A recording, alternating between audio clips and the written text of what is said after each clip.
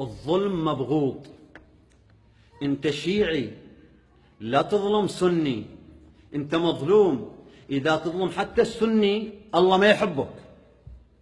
كذلك ذاك السني مظلوم، اذا يظلم شيعة الله ما يحبه. فحذاري ان يتحول المظلوم الى الظالم.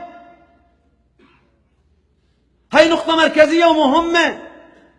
لابد ان يجتمع المظلومون مع بعضهم ضد الظالمين، لا يكونوا ادوات للظالمين.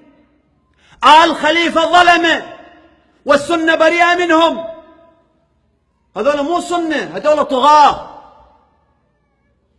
آل الأسد في سوريا ظلمة والتشيع بريء منهم. لا ندافع عن ظالم، ولا يجوز للمظلوم أن يدافع عن ظالم.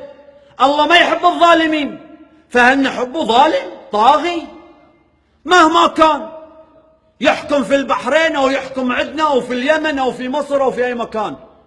الحاكم الظالم مبغوض. ولذلك لن ندافع عن ظالم فنكون مع الظالمين، نكون منهم. من يدافع عن الظالم فهو شريك له في ظلمه ومعه في ظلمه، ومن يدافع عن المظلوم يشاركه في أجره من الله.